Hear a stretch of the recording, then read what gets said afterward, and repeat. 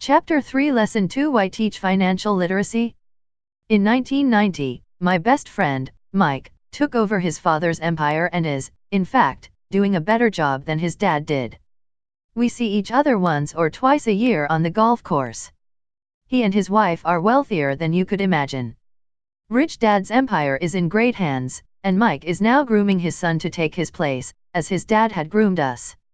In 1994, I retired at the age of 47, and my wife, Kim, was 37. Retirement does not mean not working. To my wife and me, it means that barring unforeseen cataclysmic changes, we can work or not work, and our wealth grows automatically, staying way ahead of inflation. I guess it means freedom. The assets are large enough to grow by themselves. It's like planting a tree.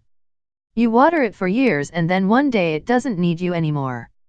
Its roots have gone down deep enough. Then, the tree provides shade for your enjoyment.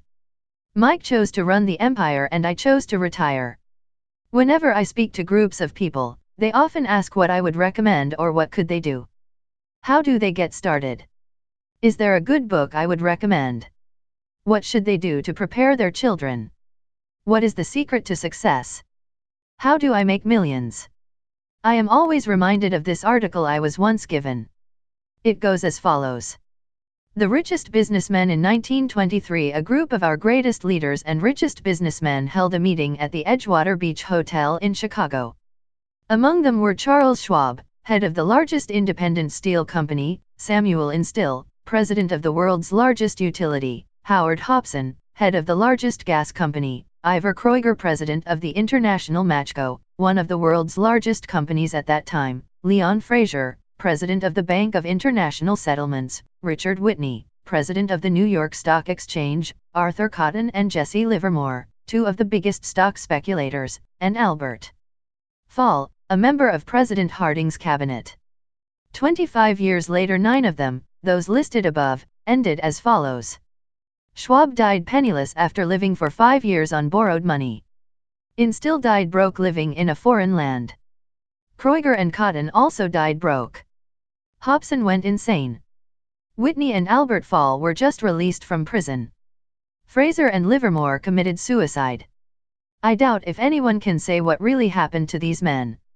If you look at the date, 1923, it was just before the 1929 market crash and the Great Depression, which I suspect had a great impact on these men and their lives. The point is this, today we live in times of greater and faster change than these men did. I suspect there will be many booms and busts in the next 25 years that will parallel the ups and downs these men faced. I am concerned that too many people are focused too much on money and not their greatest wealth, which is their education. If people are prepared to be flexible, keep an open mind and learn, they will grow richer and richer through the changes. If they think money will solve problems, I am afraid those people will have a rough ride. Intelligence solves problems and produces money. Money without financial intelligence is money soon gone. Most people fail to realize that in life, it's not how much money you make, it's how much money you keep. We have all heard stories of lottery winners who are poor, then suddenly rich, then poor again. They win millions and are soon back to where they started. Or stories of professional athletes, who, at the age of 24, are earning millions of dollars a year, and are sleeping under a bridge by age 34. In the paper this morning, as I write this, there is a story of a young basketball player who a year ago had millions. Today, he claims his friends, attorney, and accountant took his money, and now he works at a car wash for minimum wage. He is only 29. He was fired from the car wash because he refused to take off his championship ring as he was wiping off the cars, so his story made the newspaper. He is appealing his termination, claiming hardship and discrimination and that the ring is all he has left. He claims that if you take that away, he'll crumble. In 1997, I know so many people who are becoming instant millionaires. It's the roaring 20s one more time. And while I am glad people have been getting richer and richer, I only caution that in the long run, it's not how much you make, it's how much you keep, and how many generations you keep it. So when people ask, where do I get started, or tell me how to get rich quick, they often are greatly disappointed with my answer. I simply say to them what my rich dad said back to me when I was a little kid. If you want to be rich, you need to be financially literate. That idea was drummed into my head every time we were together. As I said, my educated dad stressed the importance of reading books, while my rich dad stressed the need to master financial literacy. If you are going to build the Empire State Building, the first thing you need to do is dig a deep hole and pour a strong foundation.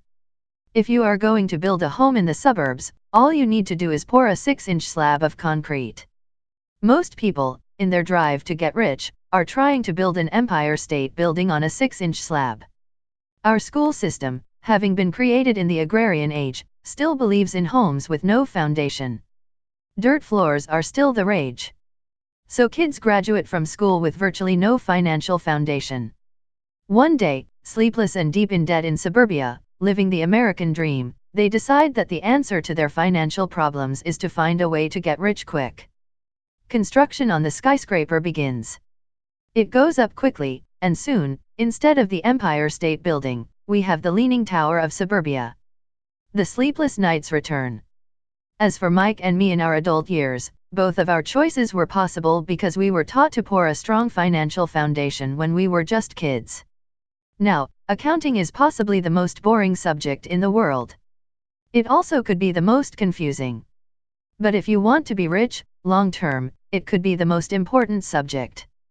The question is, how do you take a boring and confusing subject and teach it to kids? The answer is, make it simple. Teach it first in pictures. My rich dad poured a strong financial foundation for Mike and me. Since we were just kids, he created a simple way to teach us. For years he only drew pictures and used words. Mike and I understood the simple drawings, the jargon, the movement of money, and then in later years, rich dad began adding numbers. Today, Mike has gone on to master much more complex and sophisticated accounting analysis because he has had to. He has $1 billion empire to run. I am not as sophisticated because my empire is smaller, yet we come from the same simple foundation. In the following pages, I offer to you the same simple line drawings Mike's dad created for us. Though simple, those drawings helped guide two little boys in building great sums of wealth on a solid and deep foundation. Rule 1. You must know the difference between an asset and a liability, and buy assets. If you want to be rich, this is all you need to know. It is rule number 1. It is the only rule. This may sound absurdly simple, but most people have no idea how profound this rule is. Most people struggle financially because they do not know the difference between an asset and a liability. Rich people acquire assets. The poor and middle class acquire liabilities, but they think they are assets. When Rich Dad explained this to Mike and me, we thought he was kidding. Here we were, nearly teenagers and waiting for the secret to getting rich, and this was his answer. It was so simple that we had to stop for a long time to think about it. What is an asset? Asked Mike. Don't worry right now, said Rich Dad. Just let the idea sink in.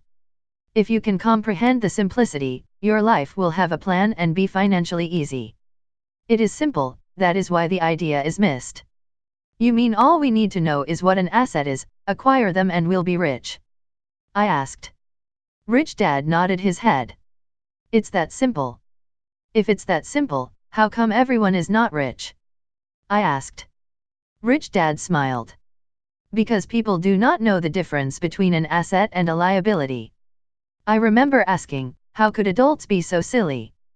If it is that simple, if it is that important, why would everyone not want to find out? It took our Rich Dad only a few minutes to explain what assets and liabilities were. As an adult, I have difficulty explaining it to other adults. Why? Because adults are smarter. In most cases, the simplicity of the idea escapes most adults because they have been educated differently. They have been educated by other educated professionals, such as bankers, accountants, real estate agents, financial planners, and so forth. The difficulty comes in asking adults to unlearn, or become children again. An intelligent adult often feels it is demeaning to pay attention to simplistic definitions. Rich Dad believed in the KISS principle, keep it simple stupid, so he kept it simple for two young boys, and that made the financial foundation strong. So what causes the confusion? Or how could something so simple be so screwed up? Why would someone buy an asset that was really a liability? The answer is found in basic education. We focus on the word literacy and not financial literacy.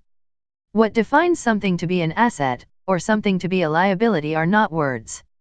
In fact, if you really want to be confused, look up the words asset and liability in the dictionary.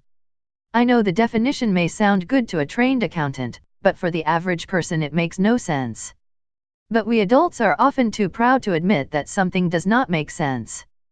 As young boys, Rich Dad said, what defines an asset is not words but numbers. And if you cannot read the numbers, you cannot tell an asset from a hole in the ground. In accounting, Rich Dad would say, it's not the numbers, but what the numbers are telling you. It's just like words. It's not the words, but the story the words are telling you. Many people read, but do not understand much. It's called reading comprehension. And we all have different abilities when it comes to reading comprehension. For example, I recently bought a new VCR.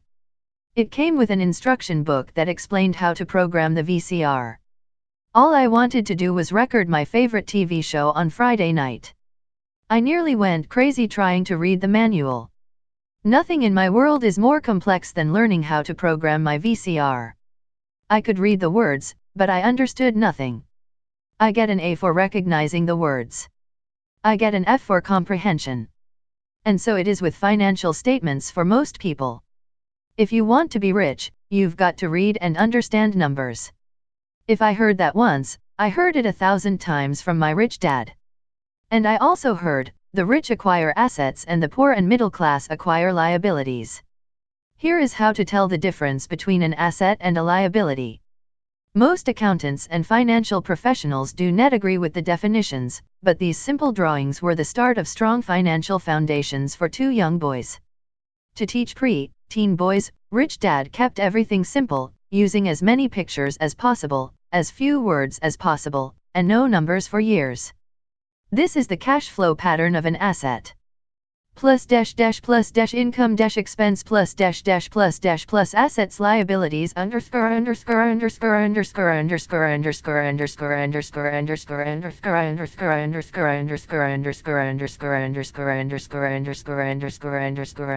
The above box is an income statement, often called a profit and loss statement.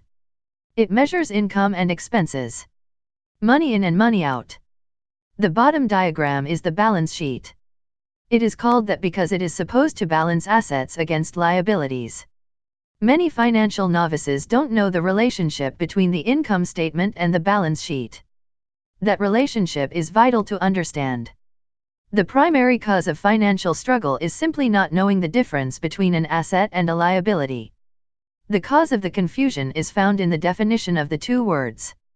If you want a lesson in confusion, simply look up the words asset and liability in the dictionary. Now it may make sense to trained accountants, but to the average person, it may as well be written in Mandarin.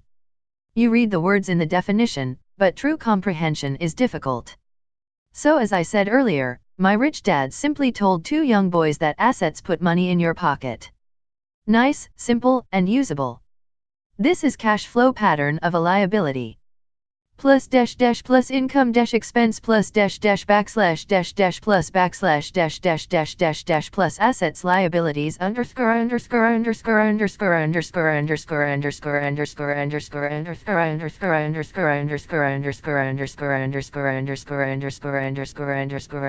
Now that assets and liabilities have been defined through pictures, it may be easier to understand my definitions in words. An asset is something that puts money in my pocket. A liability is something that takes money out of my pocket.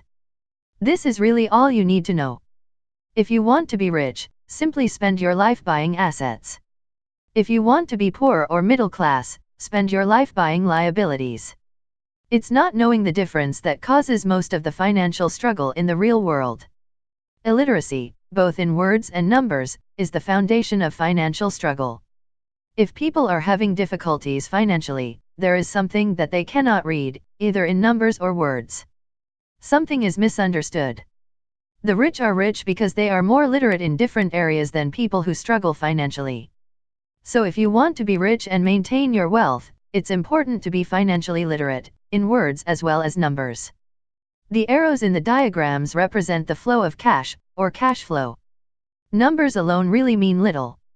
Just as words alone mean little. It's the story that counts.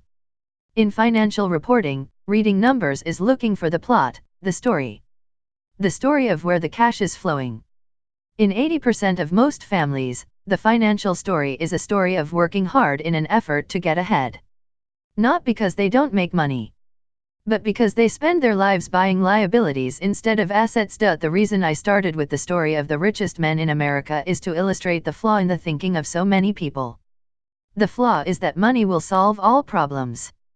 That is why I cringe whenever one hear people ask me how to get rich quicker. Or where do they start? I often hear, I'm in debt so I need make more money. But more money will often not solve the problem. In fact, it may actually accelerate the problem. Money often makes obvious our tragic human flaws. Money often puts a spotlight on what we do not know. That is why, all too often, a person who comes into a sudden windfall of cash, let's say an inheritance, a pay raise or lottery winning, soon returns to the same financial mess, if not worse than the mess they were in before they received the money. Money only accentuates the cash flow pattern running in your head. If your pattern is to spend everything you get, most likely an increase in cash will just result in an increase in spending. Thus, the saying, a fool and his money is one big party. I have said many times that we go to school to gain scholastic skills and professional skills, both important. We learn to make money with our professional skills. In the 1960s, when I was in high school, if someone did well in school academically, almost immediately people assumed this bright student would go on to be a medical doctor. Often no one asked the child if they wanted to be a doctor. It was assumed. It was the profession with the promise of the greatest financial reward. Today, doctors are facing financial challenges I would not wish on my worst enemy: insurance companies taking control of the business, managed healthcare, government intervention, and malpractice suits, to name a few. Today, kids want to be basketball stars, golfers like Tiger Woods, computer nerds, movie star, rock stars, beauty queens, or traders on Wall Street. Simply because that is where the fame, money, and prestige is. That is the reason it is so hard to motivate kids in school today. They know that professional success is no longer solely linked to academic success, as it once was. Because students leave school without financial skills, millions of educated people pursue their profession successfully, but later find themselves struggling financially. They work harder, but don't get ahead. What is missing from their education is not how to make money, but how to spend money, what to do after you make it. It's called financial aptitude: what you do with the money once you make it, how to keep people from taking it from you, how long you keep it, and how hard that money works for you. Most people cannot tell why they struggle financially because they don't understand cash flow. A person can be highly educated, professionally successful, and financially illiterate. These people often work harder than they need to because they learned how to work hard, but not how to have their money work for them. The story of Bao, the quest for a financial dream, turns into a financial nightmare. The moving picture show of hard-working people has a set pattern. Recently married, the happy, highly educated young couple move in together, in one of their cramped rented apartments. Immediately, they realize that they are saving money because two can live as cheaply as one. The problem is, the apartment is cramped. They decide to save money to buy their dream home so they can have kids. They now have two incomes, and they begin to focus on their careers. Their incomes begin to increase. As their incomes go up, their expenses go up as well. The number one expense for most people is taxes. Many people think it's income tax, but for most Americans their highest tax is Social Security. As an employee, it appears as if the Social Security tax combined with the Medicare tax rate is roughly 7.5%, but it's really 15% since the employer must match the Social Security amount. In essence, it is money the employer cannot pay you. On top of that, you still have to pay income tax on the amount deducted from your wages for Social Security tax, income you never receive because it went directly to Social Security through withholding. Then, their liabilities go up. This is best demonstrated by going back to the young couple.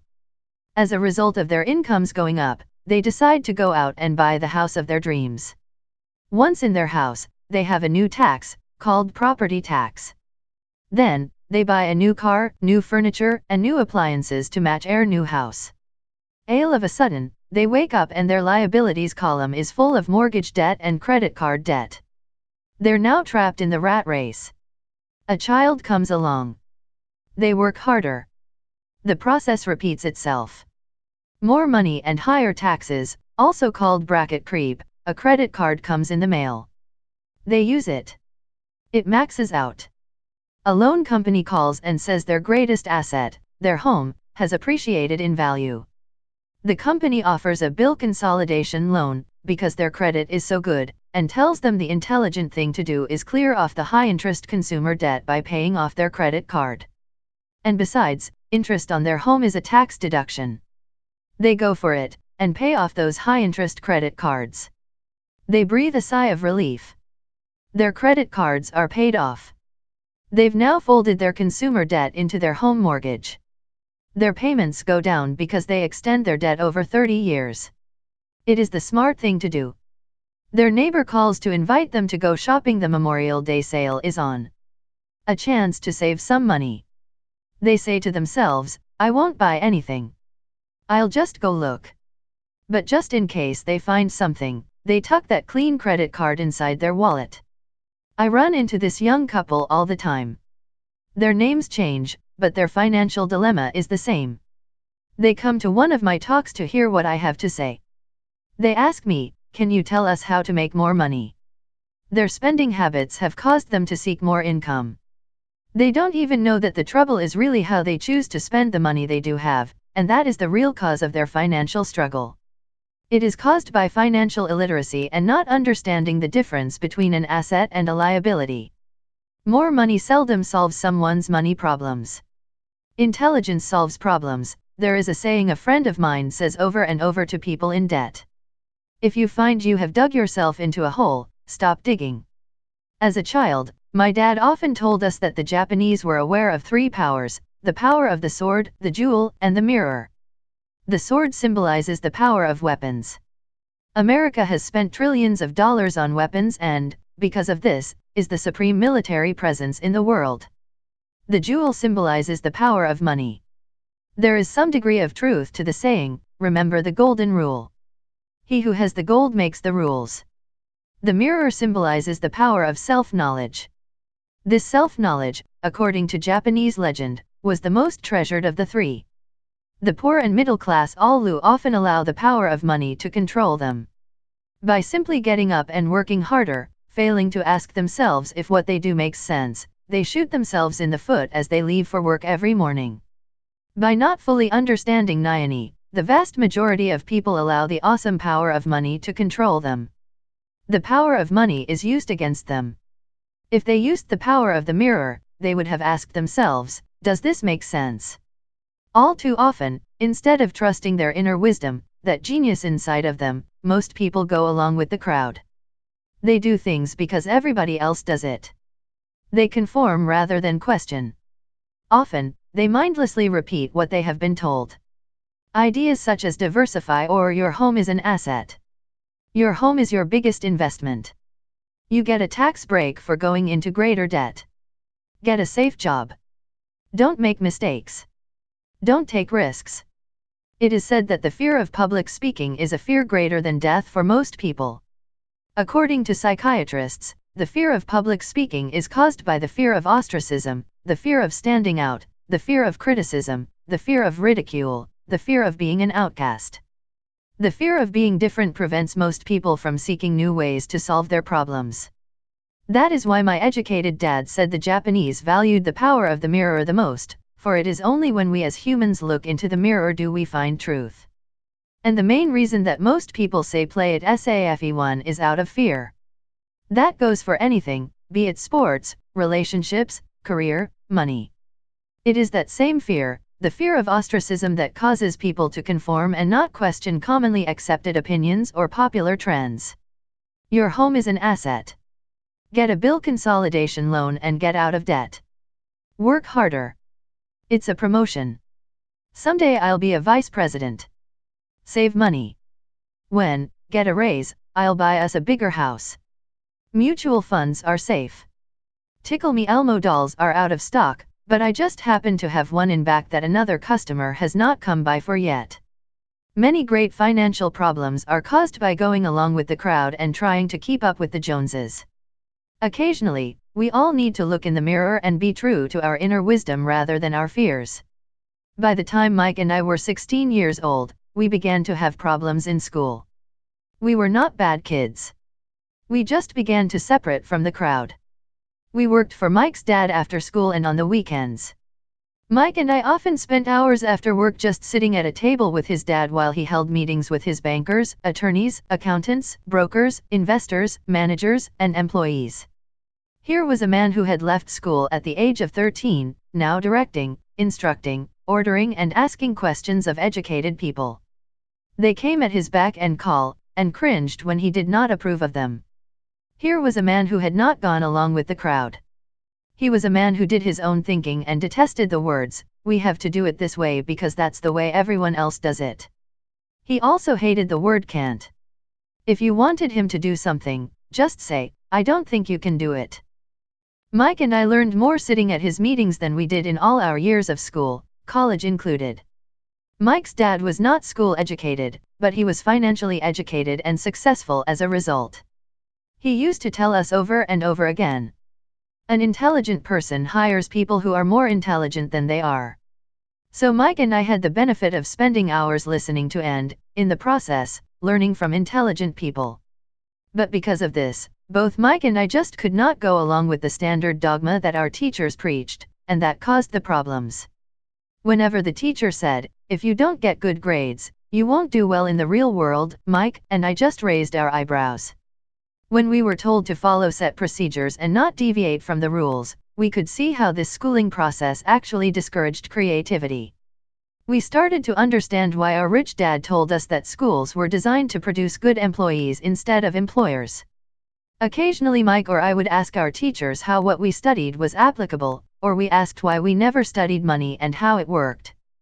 To the later question, we often got the answer that money was not important, that if we excelled in our education, the money would follow.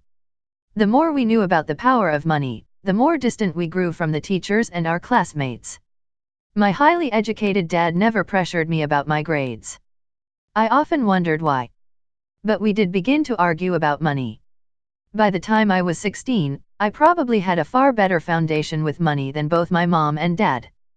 I could keep books, I listened to tax accountants, corporate attorneys, bankers, real estate brokers, investors, and so forth. My dad talked to teachers. One day, my dad was telling me why our home was his greatest investment.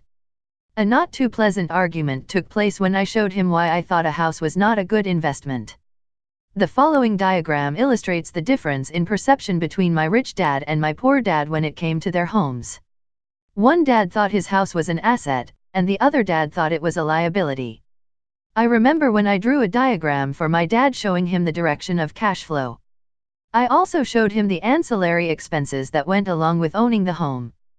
A bigger home meant bigger expenses, and the cash flow kept going out through the expense column. Today, I am still challenged on the idea of a house not being an asset. And one know that for many people, it is their dream as well as their largest investment. And owning your own home is better than nothing. I simply offer an alternate way of looking at this popular dogma. If my wife and I were to buy a bigger, more flashy house, we realize it would not be an asset, it would be a liability, since it would take money out of our pocket. So here is the argument I put forth. I really do not expect most people to agree with it because a nice home is an emotional thing. And when it comes to money, high emotions tend to lower financial intelligence. One know from personal experience that money has a way of making every decision emotional. When it comes to houses, I point out that most people work all their lives paying for a home they never own. In other words, most people buy a new house every so many years, each time incurring a new 30-year loan to pay off the previous one. 2. Even though people receive a tax deduction for interest on mortgage payments, they pay for all their other expenses with after-tax dollars, even after they pay off their mortgage. 3. Property taxes. My wife's parents were shocked when the property taxes on their home went to $1,000 a month. This was after they had retired, so the increase put a strain on their retirement budget, and they felt forced to move. 4 houses do not always go up in value. In 1997, I still have friends who owe $1 million for a home that will today sell for only $700,000. 5. The greatest losses of all are those from missed opportunities. If all your money is tied up in your house, you may be forced to work harder because your money continues blowing out of the expense column, instead of adding to the asset column, the classic middle-class cash flow pattern. If a young couple would put more money into their asset column early on, their later years would get easier, especially as they prepared to send their children to college. Their assets would have grown and would be available to help cover expenses. All too often, a house only serves as a vehicle for incurring a home equity loan to pay for mounting expenses. In summary, the end result in making a decision to own a house that is too expensive in lieu of starting an investment portfolio early on impacts an individual in at least the following 3 ways. 1. Loss of time, during which other assets could have grown in value. 2. Loss of additional capital, which could have been invested instead of paying for high maintenance expenses related directly to the home. 3. Loss of education. Too often, people count their house, savings, and retirement plan as all they have in their asset column. Because they have no money to invest, they simply do not invest. This costs them investment experience. Most never become what the investment world calls a sophisticated investor. And the best investments are usually first sold to sophisticated investors, who then turn around and sell them to the people playing it safe. I am not saying don't buy a house. I am saying, understand the difference between an asset and a liability. When I want a bigger house, I first buy assets that will generate the cash flow to pay for the house. My educated dad's personal financial statement best demonstrates the life of someone in the rat race. His expenses seem to always keep up with his income, never allowing him to invest in assets. As a result, his liabilities, such as his mortgage and credit card debts, are larger than his assets. The following picture is worth 1,000 words. Educated dad's financial statement: income equals expense, asset, liability. My rich dad's personal financial statement, on the other hand, reflects the results of a life dedicated to investing and minimizing liabilities. Rich dad's financial statement: income, expense, asset, liability. A review of my rich dad's financial statement is why the rich get richer. The asset column generates more than enough income to cover expenses, with the balance reinvested into the asset column. The asset column continues to grow and, therefore, the income it produces grows with it. The result being, the rich get richer. Why the rich get richer: income, assets more, income, expenses are low, liabilities are low. The middle class finds itself in a constant state of financial struggle. Their primary income is through wages, and as their wages increase, so do their taxes. Their expenses tend to increase in equal increments as their wages increase, hence the phrase the rat race. They treat their home as their primary asset, instead on investing in income-producing assets.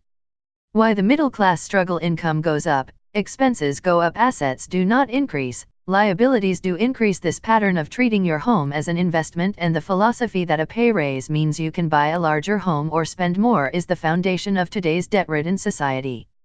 This process of increased spending throws families into greater debt and into more financial uncertainty, even though they may be advancing in their jobs and receiving pay raises on a regular basis.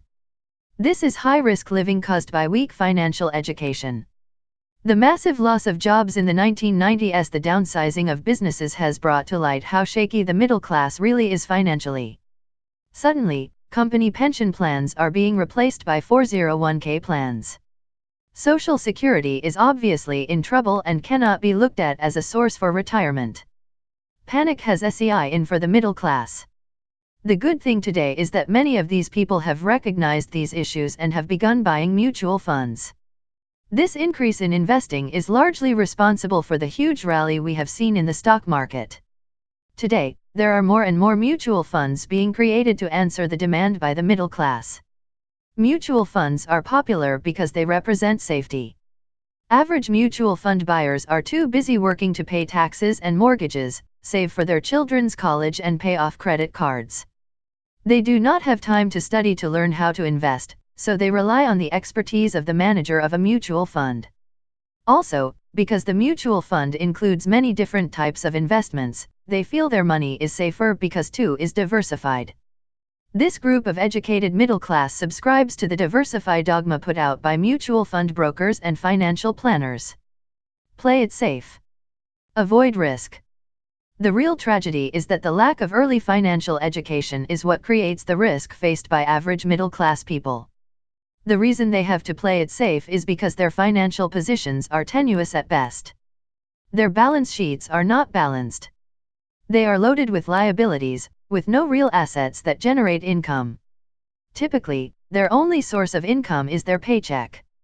Their livelihood becomes entirely dependent on their employer. So when genuine deals of a lifetime come along, those same people cannot take advantage of the opportunity. They must play it safe, simply because they are working so hard, are taxed to the max, and are loaded with debt. As I said at the start of this section, the most important rule is to know the difference between an asset and a liability. Once you understand the difference, concentrate your efforts on only buying income-generating assets. That's the best way to get started on a path to becoming rich. Keep doing that, and your asset column will grow. Focus on keeping liabilities and expenses down. This will make more money available to continue pouring into the asset column. Soon, the asset base will be so deep that you can afford to look at more speculative investments. Investments that may have returns of 100% to infinity. Investments that for $5,000 are soon turned into $1 million or more. Investments that the middle class calls too risky. The investment is not risky. It's the lack of simple financial intelligence, beginning with financial literacy, that causes the individual to be too risky. If you do what the masses do, you get the following picture. Income equals work for owner, expense equals work for government, asset equals none, liability equals work for bank as an employee who is also a homeowner. Your working efforts are generally as follows. 1. You work for someone else. Most people, working for a paycheck, are making the owner, or the shareholders, richer. Your efforts and success will help provide for the owner's success and retirement. 2. You work for the government. The government takes its share from your paycheck before you even see it. By working harder, you simply increase the amount of taxes taken by the government. Most people work from January to May just for the government. 3. You work for the bank. After taxes, your next largest expense is usually your mortgage and credit card debt. The problem with simply working harder is that each of these 3 levels takes a greater share of your increased efforts. You need to learn how to have your increased efforts benefit you and your family directly. Once you have decided to concentrate on minding your own business, how do you set your goals? For most people, they must keep their profession and rely on their wages to fund their acquisition of assets. As their assets grow, how do they measure the extent of their success? When does someone realize that they are rich, that they have wealth? As well as having my own definitions for assets and liabilities, I also have my own definition for wealth. Actually, I borrowed it from a man named Buckminster Fuller. Some call him a quack, and others call him a living genius. Years ago he got all the architects buzzing because he applied for a patent in 1961 for something called a geodesic dome. But in the application, Fuller also said something about wealth. It was pretty confusing at first, but after reading it for a while, it began to make some sense. Wealth is a person's ability to survive so many number of days forward, or if I stopped working today, how long could I survive?